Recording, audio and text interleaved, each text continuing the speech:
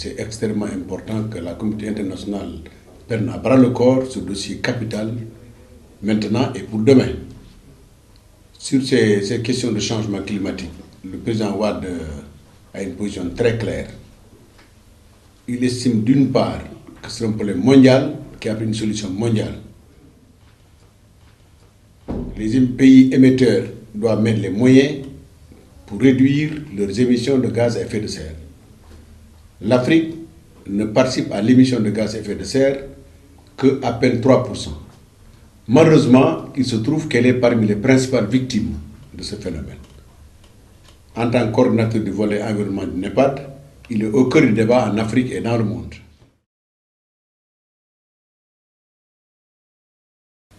Les ministres africains de l'environnement sont réunis au mois de juin à Nairobi et ont adopté une position commune. Et cela va être réédité incessamment à Ouagadougou à l'occasion du Forum sur le développement durable. Et donc l'Afrique viendra pour la première fois dans l'histoire du continent, on aura une seule voix, il n'y a pas de discordance possible.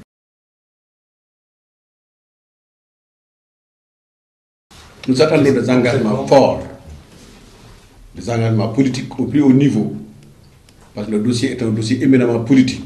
J'étais heureux de noter aujourd'hui dans la presse française que le président chinois a pris des engagements forts.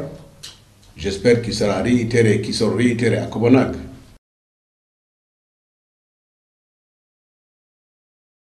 L'Afrique, cette fois-ci, viendra à des projets concrets.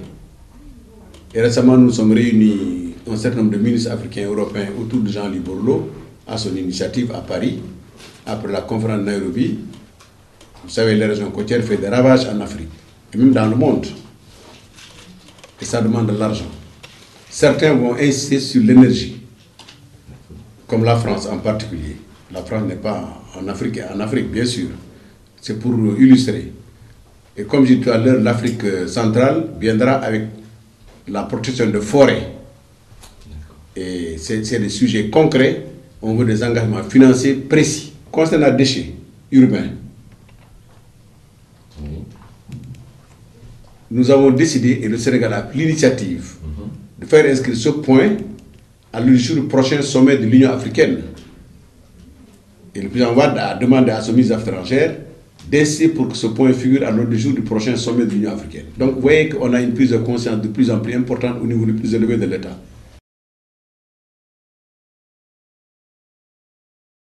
Une prise de conscience nette au niveau des populations et avec l'action des pouvoirs publics, je pense qu'on peut y arriver. Chaque personne, chaque citoyen a droit à un cadre de vie assaini, propre, où l'environnement est protégé. Donc c'est un problème politique éminent.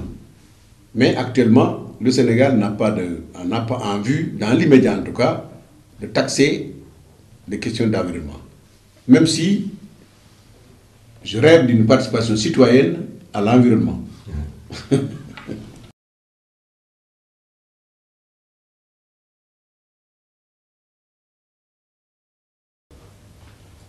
C'est une question à laquelle je voudrais répondre au Sénégal. Parce que j'ai un principe que j'observe depuis fort longtemps, de ne jamais parler de la politique intérieure sénégalaise hors du Sénégal. Ceci étant dit, mon alliance avec le président Wade se poursuit, elle se porte bien.